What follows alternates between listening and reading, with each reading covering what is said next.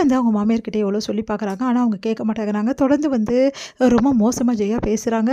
இந்த மாதிரி எங்கள் குடும்பமே அழிச்சதே நீ தான், என் குடும்பம் இப்படி நிலமையில் இருக்கிறதுக்கு நீ தான் காரணம், நீ தான் என் குடும்பத்தை இப்படிலாம் பண்ணியிருக்க, என் பொண்ணை தூண்டி விட்டு என் பொண்ணையும் மாப்பிள்ளையும் பிரிச்சுட்ட அப்படின்னு சொல்லிட்டு ரொம்ப வந்து மோசமாக பேசுகிறாங்க. அதை பார்த்த பொண்ணு வந்து நீங்கள் என்ன பேசுகிறீங்க, தெரிஞ்சுதான் பேசுகிறீங்களா, உங்களுக்கு தான் எல்லா விஷயமும் தெரியும்ல, தெரிஞ்சு கூட வந்து என்கிட்ட இப்படி பேசிட்டு இருக்கீங்க. ஆனால் பாருங்கள், கூடிய சீக்கிரம் நான் யாருன்னு உங்களுக்கு நான் நிரூபிப்பேன், நான் எந்த தப்புமே செய்யலை அப்படின்னு சொல்லிட்டு நான் நிரூபிச்சே ஆகுது. நீங்கள் இந்த விஷயத்துலையும் சரி எல்லா விஷயத்துலையும் நம்புறீங்களா, நான் பார்க்குறேன் அப்படின்றாங்க. அதையும் பார்க்கலாம், உன்னெல்லாம் நான் விட்டு வச்சிருக்கிறதே தப்பு, இந்த வீட்டை விட்டு உன்னை துரத்தி ஒரு நாள் வரும்டி, கண்டிப்பாக துரத்தி விடலாம் போகிறேன் அப்படின்னு சொல்லிட்டு போகிறாங்க. சரி இவங்க புரிஞ்சுக்காம பேசுகிறாங்களே அப்படின்னு சொல்லிட்டு செம்ம டென்ஷன் ஆயிடுறாங்க. இங்கே இதை எல்லாத்தையுமே வந்து நம்ம சக்தி வந்து கேட்டுடுறாரு. சக்தியால் தாங்கிக்க முடியல, மனசு கஷ்டத்தோடு அங்கே வராரு. பொன்னி அப்படின்றாரு. என்ன சக்தி அப்படின்னோடனே, என் அம்மா பேசுனதுக்கு சாரி பொன்னி அப்படின்றாரு. இங்கே பாருங்கள் சக்தி, இங்கே அத்தை பேசுனதை நான் எதுவுமே பெரிய விஷயமா எடுத்துக்கல, ஏன்னா அவங்க கோபத்தில் பேசுகிறாங்கன்னு எனக்கு நல்லாவே தெரியும், அவங்க என்னை பற்றி ரொம்ப தவறாக புரிஞ்சிட்ருக்காங்க, அதனால் பேசுகிறாங்க. தவறாக புரிஞ்சுருக்கவங்க பேசுகிறது தப்பே கிடையாது, ஆனால் நல்லா புரிஞ்சுக்கிட்டு மனசில் வந்து நேசிக்கிற ஒருத்தர் உங்கள் பண்ணுறாங்க தப்பு தான் பெரிய விஷயமா இருக்கும், அதை தான் நீங்கள் எனக்கு பண்ணீங்க, அதனால தான் இப்போ வரைக்கும் உங்களை என்னால் மன்னிக்க முடியல அப்படின்றாங்க. அதை கேட்டு மனசு கஷ்டப்படுறாரு.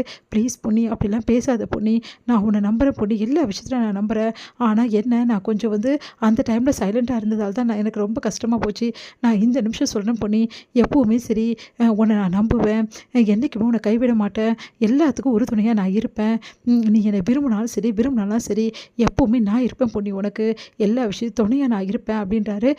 பார்க்கலாம் சக்தி, நீங்கள் வந்து இப்படி சொல்கிறீங்க, ஆனால் வந்து இந்த வேறு நிமிஷம் வந்து வேறு மாற்றி சொல்வீங்க, அதனால் எனக்கு ஒன்றும் புரியல, ஆனால் ஒரு விஷயம் மட்டும் உங்களை நான் தேங்க்ஸ் சொல்லணும், என்னென்னா உங்கள் அக்கா விஷயத்தில் வந்து என்னை நம்பினீங்க, அது வரைக்கும் எனக்கு போதும், பவனி அக்கா விஷயத்தில் நம்பினீங்கல்ல, அதுதான் எனக்கு பெரிய விஷயம், மற்றபடியெல்லாம் எனக்கு வந்து ஏன் விஷயத்தில் நீங்கள் நம்பலைன்றது எனக்கு இப்போ வரைக்கும் வழி இருக்க தான் செய்யுது அப்படி சொல்லிட்டு போகிறாங்க.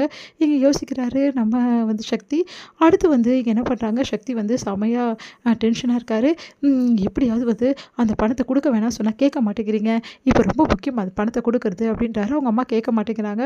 அடுத்து வந்து அந்த என்ன பண்ணுறாங்க, அந்த ஆளை வர வச்சு பணத்தை கொடுக்கணும்னு சொல்லிட்டு எல்லா ஏற்பாடும் பண்ணிகிட்ருக்காங்க.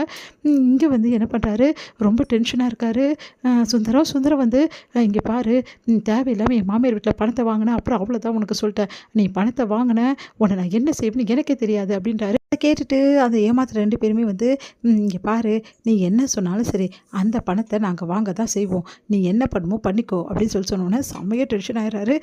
உங்களெல்லாம் சும்மாவே விட மாட்டேன்டா, ஆனால் ஒரு விஷயம் பட்டு சொல்கிறேன், என் குடும்பத்தையே நாசம் பண்ணிட்டல, உன்னை சும்மா விட மாட்டேன் அப்படின்னு சொல்லிட்டு டென்ஷன் ஆகிறாரு. இங்கே வந்து என்ன பண்ணுறாங்க, பொன்னி வந்து ரொம்ப மனசு கஷ்டத்தோடு உட்காந்துருக்காங்க. அப்போ வந்து அந்த பியூட்டி பார்லரில் வந்து அந்த ஓனர் வராங்க. என்ன பொன்னி என்ன ஆச்சு, ஏன் இப்படி இருக்க, எனக்கு ரொம்ப கஷ்டமாக இருக்குது, பவானி அக்காவோட வாழ்க்கையை நினச்சா, அவங்க பாவம், அதோடு ரொம்ப பாவம் சிவானி அப்படின்னு சொல்லிட்டு இருக்காங்க. இங்கே பாரு, இந்த மாதிரி ஆளுங்கிட்டேருந்து டைவர்ஸ் பண்ணுறது தான் நல்லது, இப்போ பாரு நான் எவ்வளோ சந்தோஷமாக இருக்கேன்னு சொல்லிட்டு, ஒரு காலத்தில் நானும் இந்த மாதிரி நிறைய கஷ்டங்கள் அனுபவிச்சிருக்கேன் பொன்னி அப்படி சொல்லிட்டு பேசிகிட்டு இருக்காங்க. சரி பொன்னி, அடுத்து நீ என்ன பண்ண போகிற, அடுத்து எனக்கு நேர்ந்த விஷயத்தை எல்லாத்தையுமே வந்து நான் நிரூபிக்கணும், முக்கியமாக என் மாமியார் என்னை பற்றி ரொம்ப தவறாக நினைக்கிறாங்க, அது தப்புன்னு சொல்லிட்டு நான் நிரூபிக்கணும். என்ன பண்ணி சொல்கிறேன், ஆமாம் முதல்ல வந்து எப்படி அந்த ஆளுங்களாம், அந்த நடிக்கிற ஆளுங்களாம் எப்படி வந்தாங்கன்னு எனக்கு தெரிஞ்சாகணும், எனக்கு ஒரு உதவி பண்ண முடியுமா சொல்லு பொண்ணு, எந்த உதவியெல்லாம் நான் பண்ணுறேன், நான் வந்து ஒருத்தவங்களோட வந்து ஃபோட்டோ கொடுக்குறேன், அந்த ஃபோட்டோ வந்து சினிமா இண்டஸ்ட்ரியில் நிறைய பேர் உங்களுக்கு தெரியும்னு சொன்னீங்கல்ல, அங்கே விசாரித்து எனக்கு சொல்கிறீங்களா, ஏன்னா அவங்க இந்த ஊரை விட்டே போயிட்டாங்க, இதுக்கப்புறம் கண்டிப்பாக நடிப்பாங்கன்னு தான் தோணுது அப்படின்னோடனே, கண்டிப்பாக நான் சொல்கிறேன் பண்ணி, நீ அந்த ஃபோட்டோவை என்கிட்ட கொடு, நான் கண்டிப்பாக எல்லாத்தையும் விசாரித்து சொல்கிறேன், முக்கியமான விஷயம் அவங்க கண்டுபிடிச்சு நான் தர வேண்டியது என்னோட பொறுப்பு அப்படின்றாங்க. ரொம்ப சந்தோஷம் அடைகிறாங்க பொன்னி. பவானி வந்து சுந்தரத்தை டைவர்ஸ் பண்ணுறதுக்காக வந்து வக்கீல் வந்து வர வைக்கிறாங்க. வக்கீல் வந்து வந்தோடனே எல்லாருமே அதிர்ச்சி அடைகிறாங்க. இந்த மாதிரி சுந்தரத்தை டைவர்ஸ் பண்ணுறதுக்காக நான் எல்லா ஏற்பாடும் பண்ணிட்டேன் அப்படின்னு சொல்லிட்டு சொல்கிறாங்க. அதை கேட்டு அவங்க அம்மா இதெல்லாம் வேணாடி அப்படின்னு சொல்கிறாங்க. இங்கே பாருமா, நான் டைவர்ஸ் பண்ணுறது உறுதி தான் அப்படின்னு சொல்லிட்டு சைன் பண்ணி அவர்கிட்ட கொடுக்குறாங்க. அதிர்ச்சி அடைகிறாங்க ஜெயா. இதோட முடியுது.